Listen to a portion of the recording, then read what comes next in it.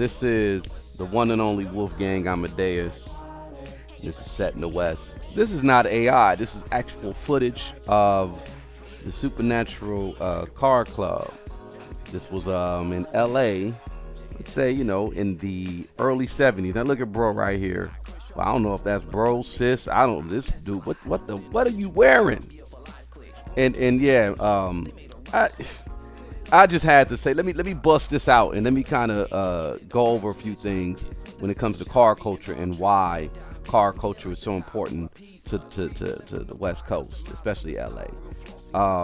Now we all know that the Chicanos really got things popping when it came to car culture in LA in the early 40s, 50s. They were getting things popping, but black culture, black people took to the culture, I'd say in the 50s. It really started in Dago. As you see right here, my man got, this looks like a bubble top Impala, Chevy Impala, like a 63 or 64. Long, straight, bent lines, subtle curb. It's a bubble top style roof with the window curvature. This is a Chevrolet.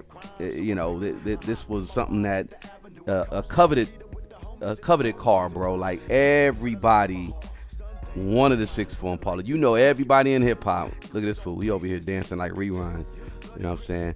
But no, I just like let me actually pull up some archival footage. Y'all know I do documentaries, and I actually wanted to do a documentary to further discuss why hip hop culture was so. Hey, look at you. Look at this.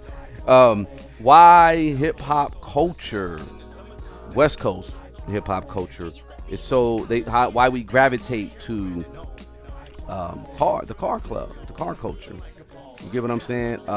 But I still may do it. It's really just like who wants to see it? But I got this right here, why lowrider culture matters.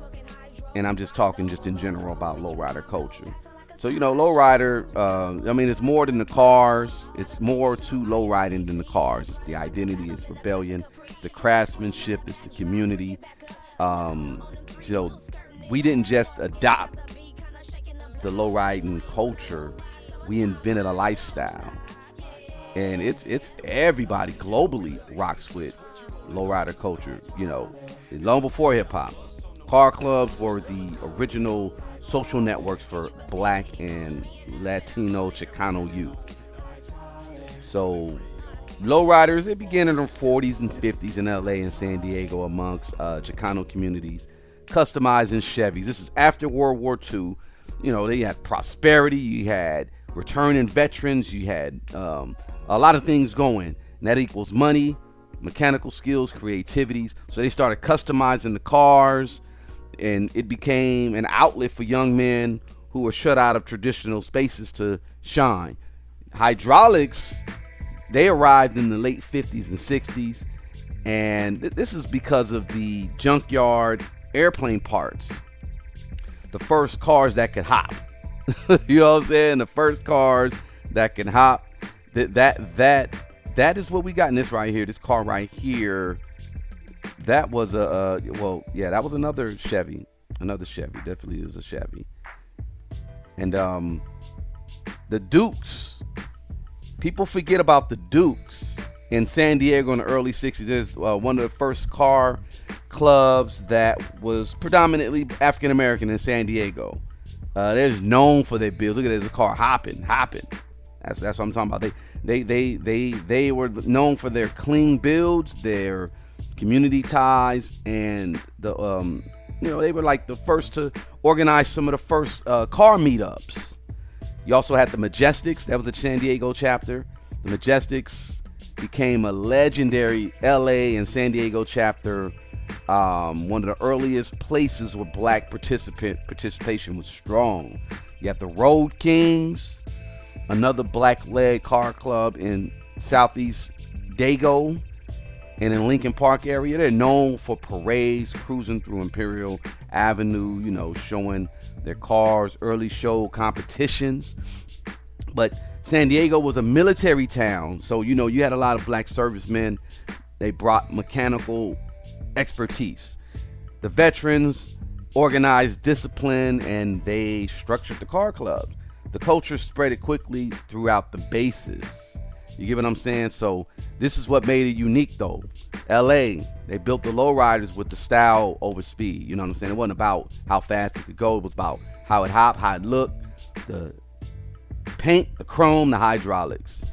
And when you went to Compton, Watts, you went to the Crenshaw area, you went to Lincoln Park, Southeast Dago, that is where you saw a lot of the cars. And these cars were not just, it's almost like graffiti representing, hitting up. It was a moving art piece. Graph is like a moving art piece, and graffiti is I mean to see the hydraulics hop in here, and sorry for the low quality. I tried to clean it up just to let everybody kind of see. It was a lot of whitewashed. I really wish I could enhance it somehow, but this is just the raw footage. But these were works of art. These were representations of people's time, energy, like ingenuity. Like, yeah, I did to look at that. It's hopping. That thing hopping. Little kids like that. It's funny, But yeah, this culture directly influenced West Coast hip hop. From Eazy-E to Dr. Dre to Snoop, Ice Cube, Dub C, DJ Quik. You had a West Coast sound that was made around the car culture. See, the East Coast, it wasn't a car town, especially New York. New York wasn't a car town. East Coast really wasn't car based. That's why New York hip hop sounds like old school New York hip hop, and I love it. It sounds like old school New York hip hop. It just buildings, like you can kind of tell, like, yeah, this is the environment shaped the music, and our music was shaped by the lowrider culture.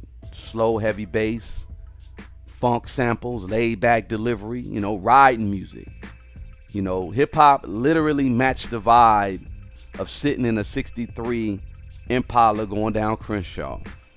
And it became a symbol of power and independence.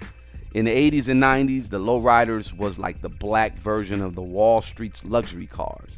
And you had music videos like Dr. Dre, Let Me Ride, Eazy-E's Cruising Down the Street, and My 6'4", Snoop Dogg's Gin and Juice. Even Farside, shout out to the Farside, Passing Me By. You saw Impala there, Mac 10 for Life, with his imagery for him jumping off the roof and jumping onto a car. But yeah, y'all, I may get a little bit more into this. This is why the car culture was so connected to the hip hop West Coast culture. All right, y'all. Wolfgang Amadeus, we out.